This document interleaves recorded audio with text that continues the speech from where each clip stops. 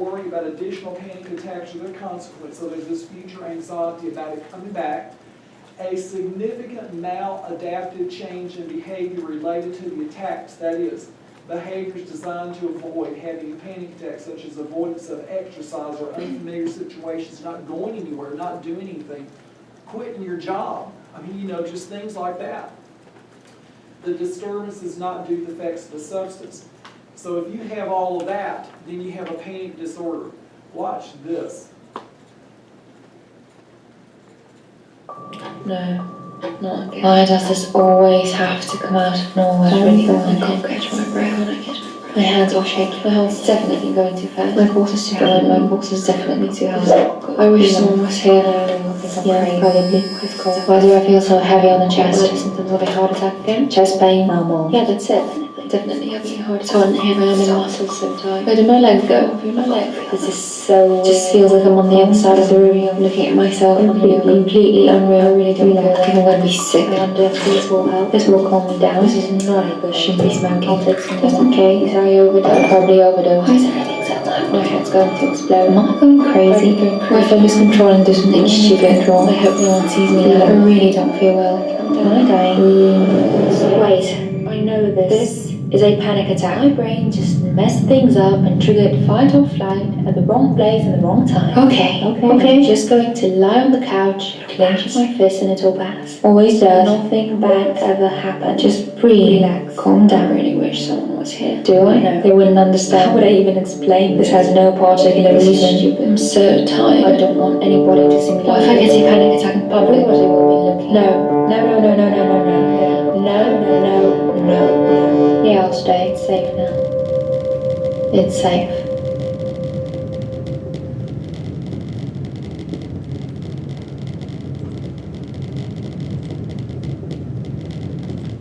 Oh, wow. Okay.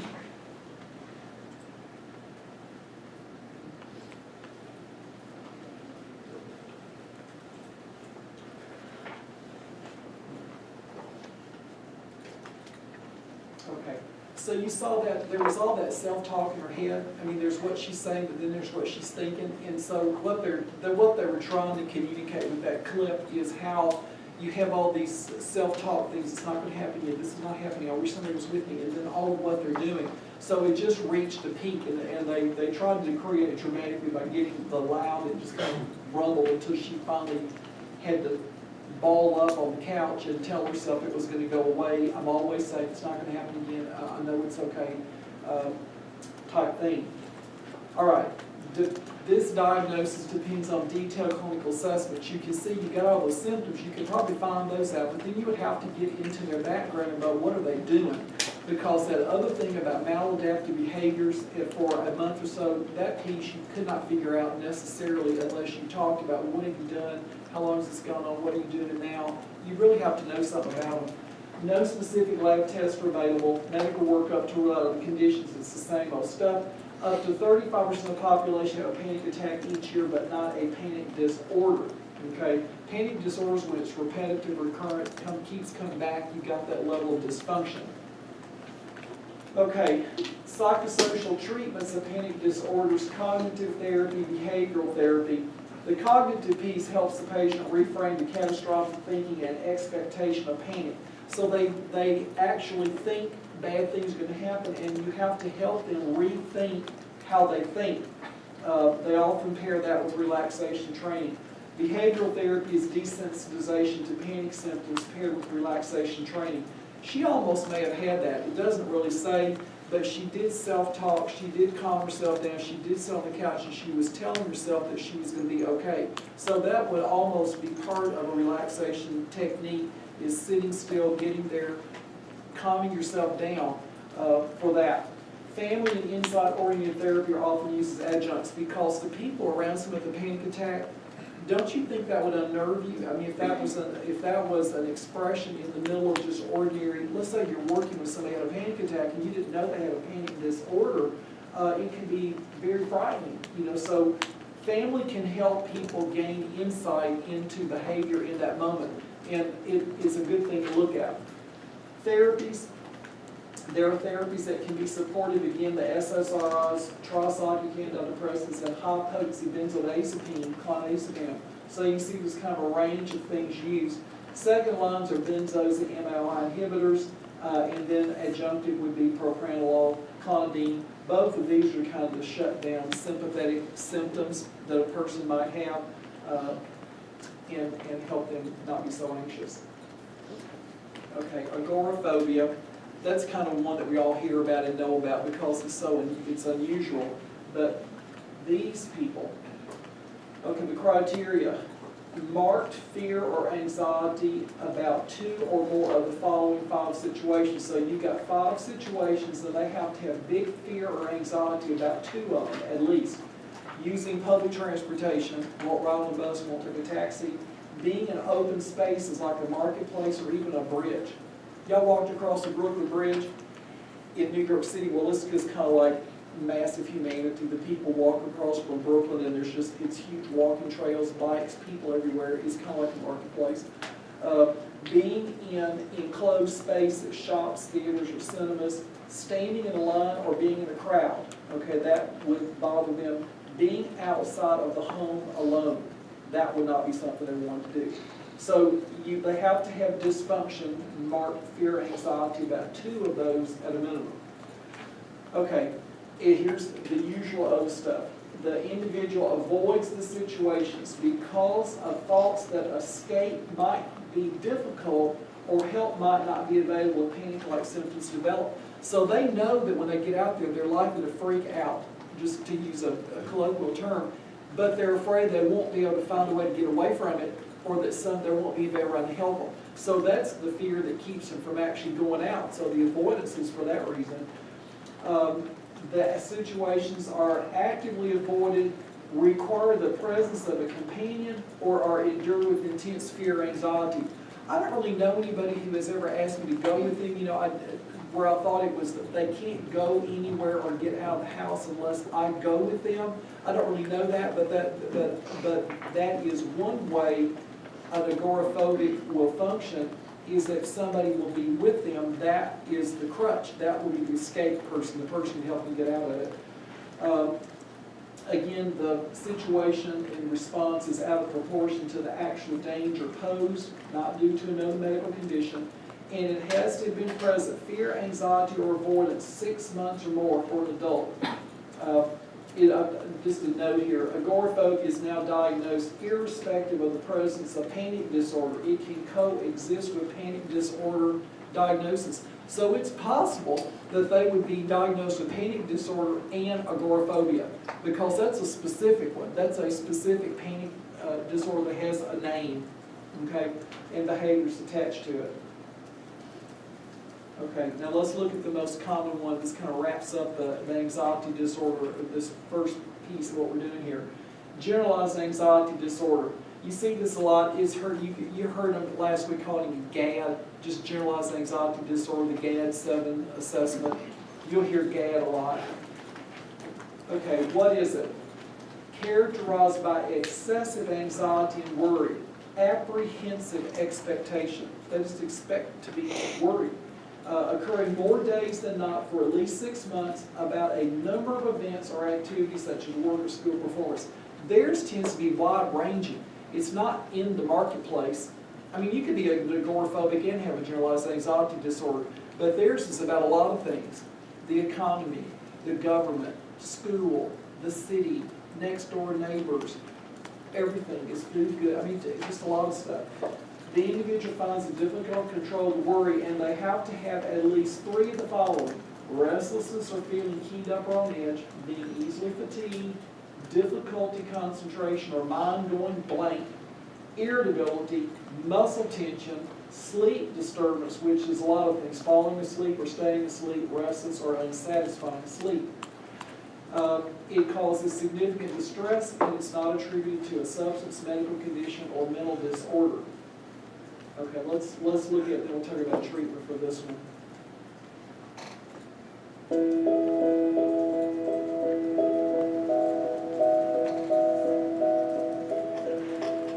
I would worry about things, I'd be concerned about things, and I was just stuck, kind of my tires were spinning and I wasn't getting anywhere. Those worries really kind of took on a life of their own. Things that would be a minor stressor for someone would really, really affect me. I couldn't kind of get over it. It was more like just a prisoner to these worries and these thoughts.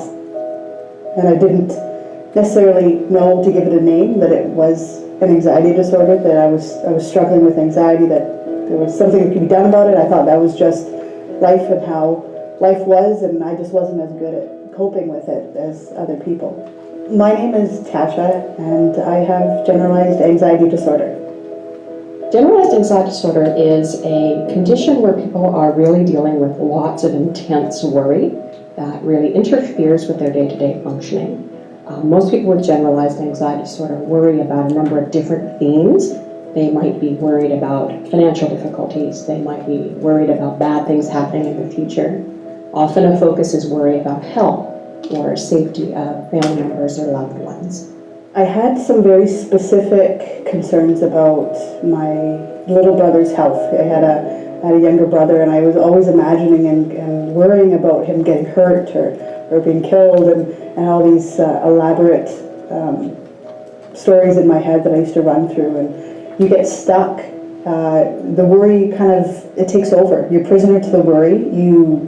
It's hard to even have a conversation with someone about anything other than what you're worried about. It really just kind of comes in like a poison and just takes over everything. The process for working on generalized anxiety disorder, there's sort of two main ways we can go about tackling this problem. One is using medication approaches, and the other is using psychological treatments. Probably the principal way that we work on generalized anxiety disorder is what's called cognitive behavioral therapy, or CBT. And what that involves is learning more about what anxiety is, learning more about how the worry develops, understanding what the thinking patterns are, and learning how to shift those. So that might mean things like looking at your worrying style. Is it productive worrying versus unproductive worrying?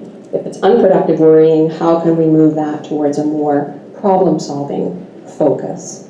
We also really encourage people to work on facing their worries in a realistic way, because that can help reduce the fear that's associated with the worrying. Until I learned the techniques to relax and to overcome and address it and challenge those thinking, I was stuck. I was paralyzed. I wasn't able to make any change. Then once I learned them, the first thing is I can identify when I'm doing it. Well, you know what? I've been thinking about this for a while. I've been worried about it. What have I done about it? First thing I do, I relax my body. I calm down. I look and do my breathing, and then I start and I open up and I talk to someone about it. What I would encourage people to do is don't be alone in this. Don't think that life has to be anxious, that life has to be all about worry, and that it's somehow something wrong with you, that this is the life you have to lead. It's so easy to treat anxiety disorders, and it's so empowering to learn those tools and get that knowledge. The choice to focus on reality and things that are going to happen and not get carried away by that worry, that choice is opened up once you have the tools to deal with anxiety. And live each day and not let the worries take over.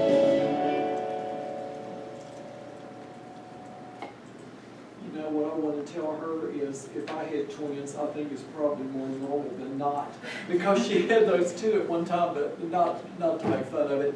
But the thing that you'll see about this is that it becomes paralyzing in daily activity, and so they won't be able to do, they just won't be able to do the things that they want to do, and it just stops them.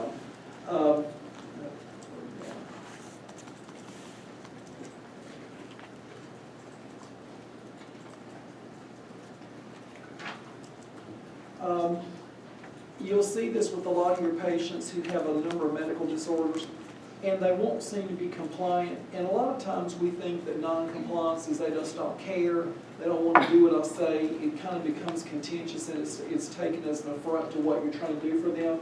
But the truth might be is that up underneath all of this, they may have a generalized anxiety disorder and find themselves more paralyzed out of action than not. So it's important to actually find out what's going on with people and to know them at better levels. It's very difficult to take care of people with chronic disease, and you'll have most of you end up practices where there's chronic relationships. You have to eventually know who that person is and how they process and how they do things, and you will end up knowing them at a fairly deep level, and that's what this diagnosis will show up quite a bit. GAD, caffeine or stimulants can do it, part of your differential alcohol or sedative withdrawal. Psychiatric disorders could be obsessive compulsive disorder, panic disorder, phobias, depression, schizophrenia, anxious somatization, ADHD, atypical bipolar disorder, other medical conditions, hypothyroidism, that can hype you up, pheochromocytoma, carcinoid, that's a neuroendocrine tumor. Have y'all heard about, y'all don't get cancer in this program per se. Have y'all talked about carcinoid? Carcinoid is a tumor type. It's a neuroendocrine tumor. So it ends up producing a lot of catecholamines, and you end up with very much like a pheochromocytoma, is a norepinephrine secreting tumor. You get the same types of symptoms with that. So when you start having sudden onset of symptoms and behaviors, it's something to think about. Pulmonary disease, cardiac disease, MI, there are a lot of things. Okay, medications, she didn't really go into it to a big extent there, but again, SSRIs, Paxil and Lexapro, SNRIs available. Benzodiazepines really should generally be used short-term. As I've said earlier, it could be a dependency or a crutch thing. A lot of people I've seen with GAD are taking benzos for forever because there is no psychotherapy for them, so it's the only thing that makes life kind of tolerable, so they're on it chronically. And there are 4 listed here. Dr. Latesta will be talking about the anxiolytics in more detail tomorrow. Buspar does not enter alcohol, blah, blah, blah. I just wanted you to see that. Okay, so we finished the anxiety disorders. This kind of helps think about those in general. This is a Chinese philosopher. If you're depressed, you're living in the past. If you're anxious, you're living in the future. If you're at peace, you're living in the present. And I think that's kind of a good way to think about it. You know, it kind of helps sort them out a little bit. Okay, so let me take that one down.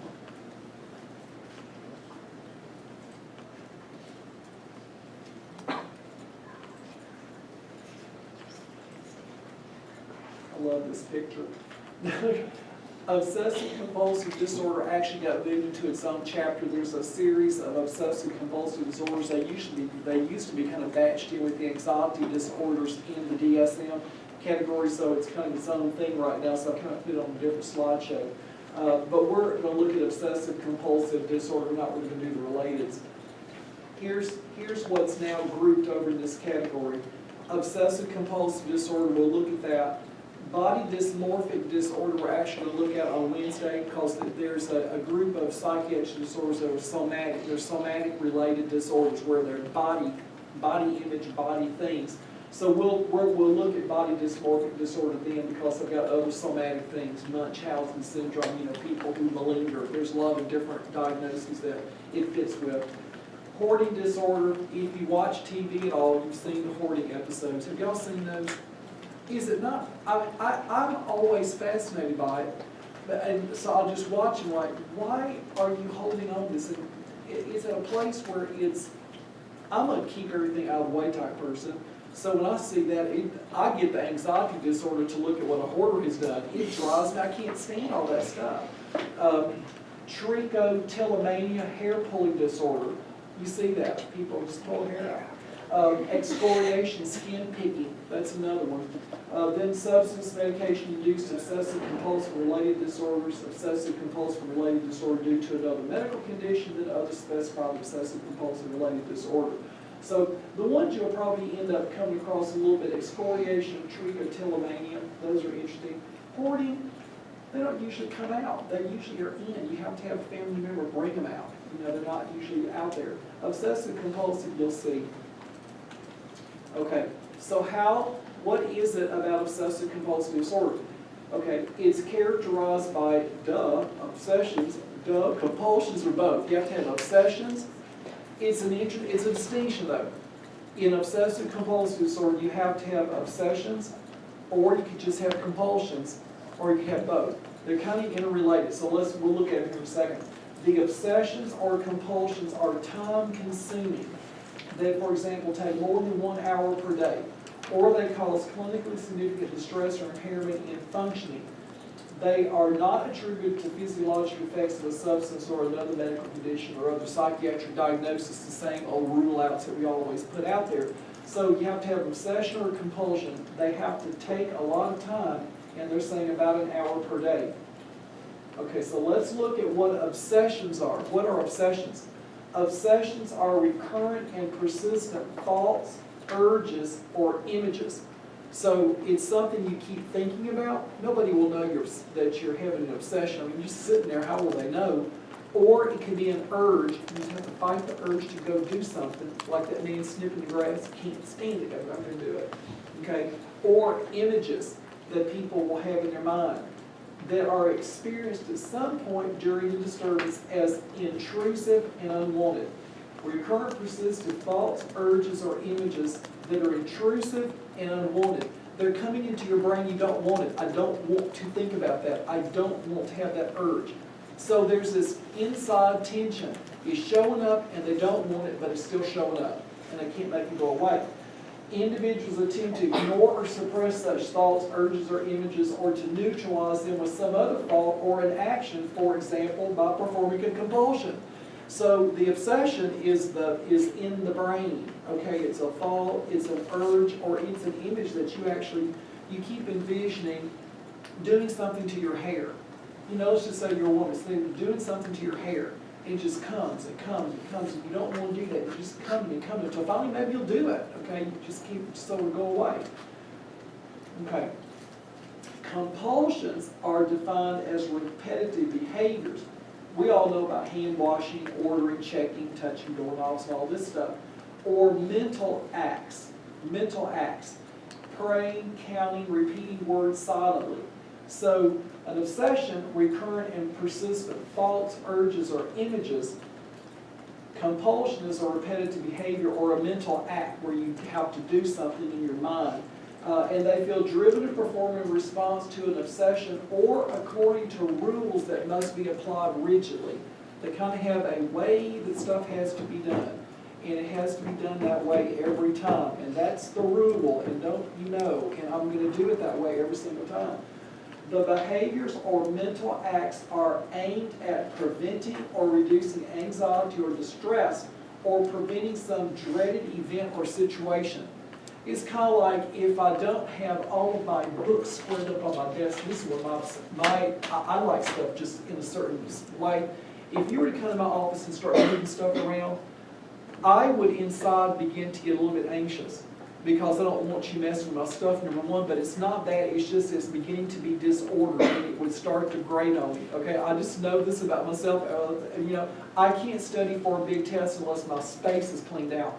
I mean, literally, I can't have all this stuff around. So if I'm cleaning everything up and getting organized, I'm getting ready to do something that requires lots of focus, and that not clean will be disordered. So that would be, it would be a compulsion because I would have to do that behavior to be okay, to be relaxed, to do what had to be done.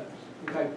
I don't have the disease, but we all have elements of this. Y'all all know. I mean, y'all got y'all's little routines and doing stuff. Okay. So, but the compulsion is aimed to reduce anxiety or distress or prevent some dreaded event. However, these behaviors or mental acts are not connected in a realistic way with what they're designed to neutralize or prevent, or are clearly excessive. So, organizing my desk doesn't really help me study per se. I just have to because that makes me feel better. I'm in the organized area. Now I can organize my thoughts. Now, it's really not that connected, but to me, it is. I have to deal with that. All right. What is the prevalence? In the U.S., 1.2%. Women are affected at a slightly higher rate than men, although males are more commonly affected in childhood, interestingly. The mean age of onset, see, 19.5 years, so it's an earlier age disorder, and the onset after age 35 is unusual, but it can occur. Most obsessive-compulsive disorder happens, you know, as a teenager, early adult. Onset is usually gradual and not abrupt. It's not like all of a sudden I'm washing my hands, touching my knobs, doing my stuff. I might begin to do a little bit of that and I'll feel better and I'll start doing a little bit more until I have this routine down. The course is chronic with waxing and waning symptoms, so they don't always have to have, they can have phases where it's more pronounced, and then there's phases where it's less pronounced, then it may be more pronounced again. Remission is low without treatment, so basically what they're saying is, if you don't treat it, it ain't gonna go away at all. Okay, now this one's kind of interesting. Living with OCD, this is a person talking about what it was like. If you write anything on your computer, you need to get Grammarly. I write pretty much all day, every day. 8. That's how many times I have to blink after waking up to a day full of very, very strange rituals. Now, careful not to get out of my bed with the wrong foot, and I am off to some algebra. 1, 2, 3. 1, 2, 3. Most people think that OCD means obsessively washing your hands and trying to align everything. Trust me, things are about to get a lot more fucked up as we carry on. Now it's time to attempt leaving the house. I start by lifting my hand off the doorknob using a very specific slow movement. I enter the elevator and I stop it, obviously. You didn't think I'd leave without checking the door, did you? Don't be silly. I'll be back. At least twice. Yeah, there it is. I go down, I enter the car, doing pretty well so far, no intrusive thoughts for the past 30 seconds, think I'm going very combo here. And then, Mr. Satan comes along and whispers into my ear, "Did you check the window stabilize valve?" And I reply, "Yes, Mr. Satan, I did. But I have to go back, and I have to check, otherwise I get the feeling something terrible might happen." I love to eat. But I am pretty sure that if loaves of bread with unevenly spread butter were the only food available on earth, I would starve to death. I also avoid certain meals just because they have a weird texture that reminds me of worms, and I have to touch specific objects many times until it feels just right. But now that I think of it, that sounded weirdly sexual, so please don't take this out of context. Anyway, here comes the messed up part. I get these terrible urges to ride up the road, to say treason above the bridge, run over my ex-boyfriend, and then I am sitting there wondering, am I really capable of doing all these things? I don't want to die in Syria, I don't want to kill anyone, though my ex is asking for it. And you might be sitting there thinking, sweet Jesus, how do I file a restraining order against this crazy bitch? And I can't really blame you, but let me explain how intrusive thoughts work. Most of us get them, but normal people leave them behind and they cheerfully get back to watching funny cat videos online. Now, if you have OCD, you will start picking each thought apart, and the next thing you know, you are stuck with a bunch of new rituals, 1, 2, 3, 4, 5, 6, 7, 8, that make you look like you are high on acid. And there is a part of me that knows all of this is utterly stupid and pointless, but giving in and, performing some witchcraft is always so much easier than having to face the terrible thoughts my mind projects. I'm 27 and I am scared to death if I leave my bathroom door open.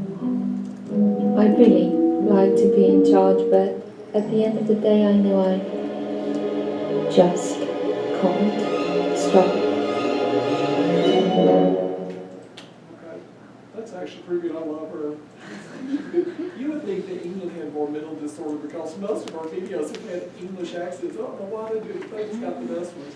Or maybe I just like them. Maybe I like them better. I don't know. Okay. So you hear what she was saying. I mean, she had to do things and she couldn't get the thoughts from her mind. And she talked about how eventually she had more and more rituals that she had to do. I mean, it was incredible, all the stuff that she was dealing with. And it took her over. You know, she had images, she had some violent images, you know, images of committing suicide, images of murdering somebody, and she could not get out of her mind, even though she wondered about whether she would actually do such a thing or not. Scary. Okay, so what is your approach to treatment of OCD? Pharmacotherapy, again, our friends SSRIs, MAOIs, TCAs, other medications are used adjunctively, anxiolytics for associated anxiety symptoms and atypical antipsychotics when they have poor insight. Okay, so that's pharmacotherapy. Behavioral therapy, exposure therapy to help in learning how to prevent ritualistic responses. So it's a learned behavior, you know, an obsessive compulsive pairing that creates problems. Combined pharmacotherapy and cognitive behavioral therapy are believed to be the best treatment. So not only teaching how to think and function, but also having medication support to do that. And probably you would be SSRIs to start with. You see this, there is some neurosurgery, deep brain stimulation, some other things that are kind of interesting that are out there. So that's what you'd see with obsessive compulsive disorder. I think what's interesting about this, when you think about this, is how does it happen? I'm the type of person who wants to understand why stuff like that happens. You know, we know how to do a lot of things, but we can regulate and control thought. Not all of us all the time. We always have some issues, but mostly, quote unquote, normative living, you are able to get a hold of stuff that isn't in the norm. But their brain will not allow them to do that. So again, it has to do with memory, what cues your memory, what cues behaviors, and they actually lose this ability to regulate the control of their thought and the control of their behaviors. I mean, I think most of you probably feel like I have some control over what I do and where I go and what I think. And they actually have lost that to a large extent to where it just controls them. It's interesting. Okay. All right, let's take another 5-10 minute break. We'll start back at 11 and then we'll be finished up.